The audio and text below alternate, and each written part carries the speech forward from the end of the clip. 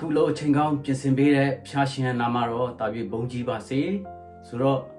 ဒီနေ့လဲဖျားစိတ်တော်တုထီတော်ဆူတောင်းခြင်းဆိုတဲ့ခေါင်းစဉ်လေးနဲ့ကျွန်တော်ဝင်ငှတိုက်တွန်းချင်ပါတယ်ဆိုတော့ဒီနေ့ခွန်အားပေးဖို့ရွေးချယ်ထားတဲ့ကြံပိုက်ကိုကျွန်တော်ဆိုဖတ်ချင်တယ်ဆိုတော့ဇာဇဝင်ချုပ်ဒုတိယဆောင်အခန်းကြီး9အခန်းငယ်14ငါနာမဖြစ်သမုတ်တော်ငါလူတို့ကိုနှိမ့်ချသည်ဖြင့်ငါမျက်နှာကိုရှာတဲ့ဆုတောင်းပတ္ထနာပြု၍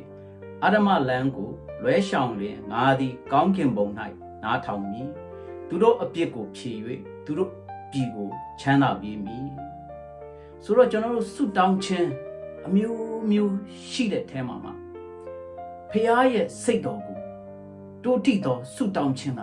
ပါလေဆိုတော့ကျွန်တော်ဒီညလေးနည်းနည်းလေးကျွန်တော်ခွန်အားပေးတိုက်တွန်းချင်တာဖြစ်တယ်ဆိုတော့ကျွန်တော်ခုနဖတ်သွားတဲ့ကြံပိုက်ထဲမှာမတွေ့ရလဲဆိုလို့ရှင်တော့ငါလူတွေကတဲ့ကိုနှိမ့်ချပြီးမှတဲ့အသက်တာနှိမ့်ချပြီးမှငါမျက်နှာကိုရှာလို့ရှင်တော့တဲ့သူတို့ရဲ့ဆုတောင်းတန်ကိုနားညောင်းပေးမယ်တဲ့သူတို့ရဲ့တိုင်းပြည်ကိုလည်းချမ်းသာပေးမယ်လို့ပြောတာကျွန်တော်တွေ့ရတယ်ဆိုတော့ဒီကြံပိုက်ထဲမှာငါလူတွေကပြည့်စုံတဲ့စကလုံးတွေနဲ့သူစီမှာဆုတောင်းလို့ရှင်လို့မပြောပါဘူးဘာသာရေးအတုံးနှုံးတွေနဲ့ဆုတောင်းလို့ရှင်လို့လည်းမပြောပါဘူးဒီကြံပိုက်ကပြောတာကအသက်တာနှိမ့်ချပြီးမှတဲ့ငါမျက်နှာကိုရှာလို့ရှင်လို့စိတ်နှလုံးနှိမ့်ချပြီးမှဆုတောင်းလို့ရှင်လို့သူတို့ရဲ့ဆုတောင်းတဲ့ကိုနားယောင်ပေးမယ်ဆိုပြီးမှပြောတာကိုကျွန်တော်တွေ့ရတယ်ဒါကဣသရေလလူမျိုးတွေ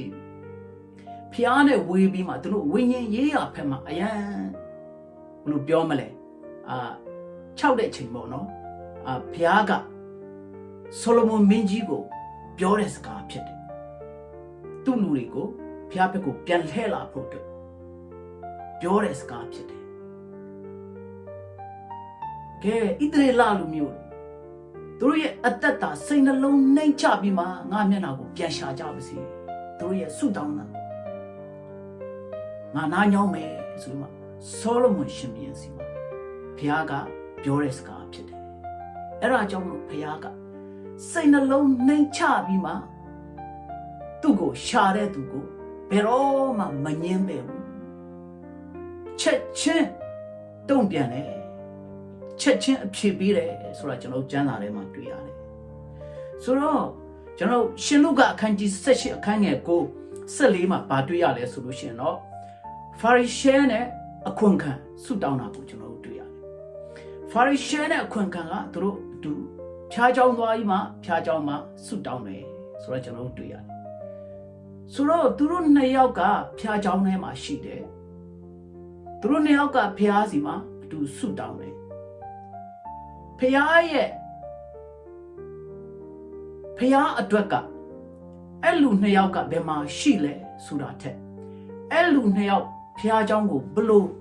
ပြင်ဆင်ပြီးမှလာတယ်လေဆိုတာကဖျားအတွက်ကိုအရေးကြီးတာဖြစ်တယ်ဆိုတော့ကျွန်တော်တို့ဆက်ပြီးမှလေ့လာကြည့်ကြအောင်ဆိုတော့ဖာရိရှဲဆုတောင်းတာကိုကျွန်တော်တို့ကြည့်ကြအောင်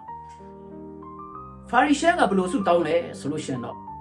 ဖာရိရှဲကဟိုးအဝေးမှာသူတယောက်ခဲရက်ပြီးမှတဲ့အိုဖျားသခင်သူတပားတို့ဒီအနိုင်အသက်လူယူခြင်းမတရားတစ်ဖြစ်ကျင့်ခြင်းသူမယားကိုပြစ်မှားခြင်းအပြစ်ရှိတဲ့ကဲ့သို့အကျွန်ုပ်၌မရှိတည်တာမကားတဲ့ဤအခွန်ခံကဲ့သို့ပြင်မဟုတ်တော့ကြောင့်ဂျေဇုတော်ကြီးလှပြီဆိုပြီးမှသူကဆုတောင်းတယ်ဆိုတော့ဖာရိရှဲကအဲ့ခေတ်တုန်းမှာကဖာရိရှဲဆိုတာကတကယ်ဘာသာရေးခေါင်းဆောင်တွေဖြစ်တယ်သူတို့တွေကလူတွေကသူတို့ကိုလေးစားကြည်ညိုခြင်းခံရတဲ့သူတွေဖြစ်တယ်ဘာသာရေးဖက်မှာကိုင်းဆိုင်တဲ့သူအကျင့်တီလာနဲ့ပြည့်စုံတဲ့လူဆိုပြီးမှလေးစားခြင်းခံရတဲ့သူဖြစ်တယ်ဒါပေမဲ့ဒီဖာရိရှဲကဆုတောင်းတဲ့ချိန်မှာသူရန်ဘဝင်နေမြင့်ပြီးမှသူဘလောက်ထိကောင်းတာလုပ်လဲဘလောက်ထိအစာရှောင်လဲဘလောက်ထိပေးကမ်းနိုင်လဲဘလောက်ထိအကျင့်ကျင့်နိုင်လဲဆိုသူ့ရဲ့ကောင်းတဲ့အကျင့်တွေကိုပေါ်ပြပြီးမှဆုတောင်းတာကျွန်တော်တို့တွေ့ရတယ်ဒါပေမဲ့ ဘေးဖက်လေးမှာနောက်ဖက်လေးမှာရက်နေတဲ့အခွန်ခံရတော့သူ့ရင်ဘက်ကိုဖိပြီးမှကိုတော့ကျွန်တော်ဟာအပြစ်သားပါကျွန်တော်ဟာအပြစ်အရန်ကြီးတဲ့သူပါကျွန်တော်ရဲ့အပြစ်တွေကိုခွန်းတော့ပါကျွန်တော်ကိုတနာပါဆိုပြီးမှစိတ်နှလုံးနှိမ်ချပြီးမှကြိုးပဲ့အခြေမွပြီးမှသူကအခွန်ခံဆွတောင်းတယ်ဆိုတာကျွန်တော်တို့တွေ့ရတယ်ဆိုတော့အဲ့လူနှစ်ယောက်ထဲမှာအခွန်ခံကဆွတောင်းပြပြီးမှဖာရီရှဲကြတော့ဆွတောင်းမပြပဲနဲ့ပြန်သွားတယ်ဆိုတာကျွန်တော်တို့တွေ့ရတယ်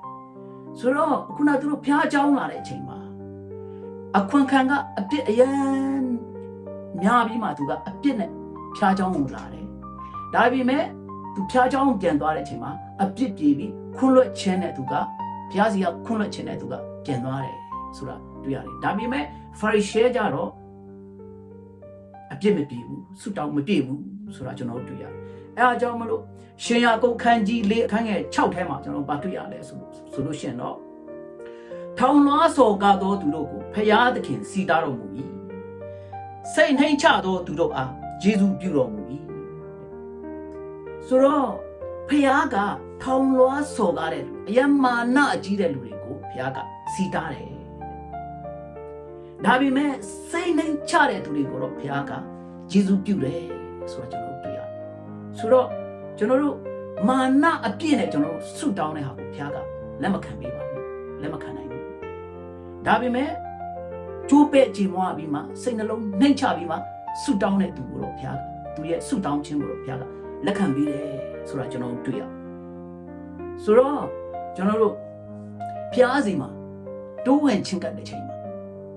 ဘုရားကကျွန်တော်တို့ရဲ့ဆုတောင်းတဲ့ကိုချက်ချင်းတုံ့ပြန်စေခြင်းလို့ရှိရင်တော့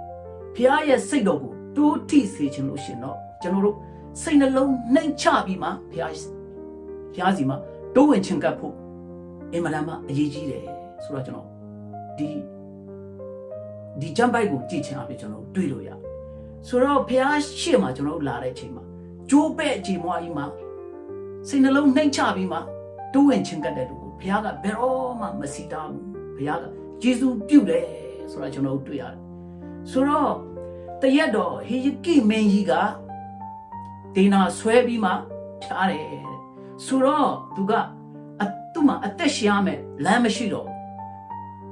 သူကအရန်ဖြားတယ်ဖြားနေတဲ့အချိန်မှာပဲဘုရားက prophet ရှာယကိုပြောပြီးသွားဟေယကိမင်းကြီးစီမှာသွားပြီးမှနေကတေရတော့မယ်အဲ့ဒါကြောင့်မလို့အာတုပအတွက်လိုအပ်တဲ့ဟာတွေအကုန်လုံးပြင်ဆင်ထားတော့ဆိုပြီးမှသွားပြောခိုင်းတယ် prophet သွားပြုခိုင်းဆိုတော့ဟေယကိမင်းကြီးက prophet ဟေရှာယ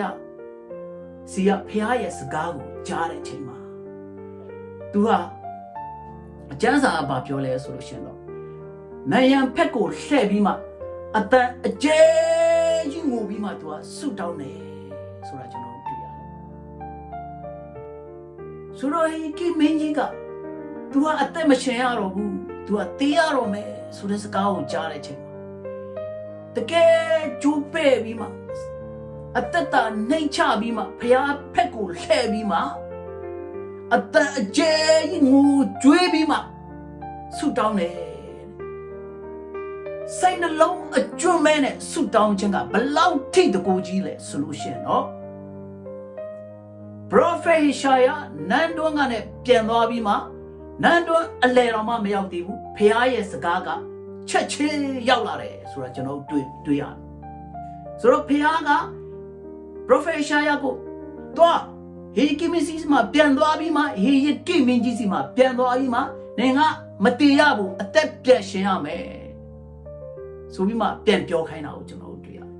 ဆိုတော့ပြောချင်တာကအသက်တာနှိမ်ချပြီးကျိုးပဲ့ကြေမွားပြီးမှဖျားစီမှာကျွန်တော်တို့ဆုတောင်းခြင်းကအင်မတန်မှတကူကြီးတာဖြစ်တယ်ချက်ချင်းဖျားစီမှာရောက်ပြီးမှဖျားကချက်ချင်းအဖြေပေးတယ်ဆိုတာကျွန်တော်တို့ဟေရှာယခန်းကြီး38ခန်းငယ်နှစ်ကနေ3ထဲမှာကျွန်တော်တွေ့ရတယ်ဟေယကိမင်းကြီးရဲ့ဆုတောင်းတဲ့ကိုဘုရားကချက်ချင်းနာယောင်ပြီးမှအဖြေပေးတယ်ဆိုတာကျွန်တော်တွေ့ရကိုယ့်ရဲ့အသက်တာအတွက်ဖြစ်ပါစေ မိသားစုအတွက်ဖြစ်စေကိုယ့်ရဲ့နိုင်ငံအတွက်ဖြစ်စေဘုရားရဲ့စိတ်တော်ကိုတိုးထိစေနိုင်တဲ့ဆုတောင်းခြင်းကတကယ်စိတ်နှလုံးနှိမ်ချပြီးမှဆုတောင်းခြင်းကျိုးပဲ့ကြည်မွပြီးမှတူဝင်ချင်းကပ်ပြီးမှဆုတောင်းခြင်းယုံကြည်ခြင်းအဖြစ်ဆုတောင်းခြင်းကဘုရားရဲ့စိတ်တော်ကိုတိုးထိတယ်ကဘုရားရဲ့စိတ်တော်ကိုတိုးထိတယ်ဘုရားချက်ချင်းဖြည့်ပြီးတယ်ဘုရားကိုရွေ့စေတယ်ဆိုတဲ့အရာလေးနဲ့ကျွန်တော်ခွန်အားပေးတိုက်တွန်းချင်ပါတယ်အရောက်စီတိုင်းဖျားရှင်ကောင်းချီးပေးပါစေ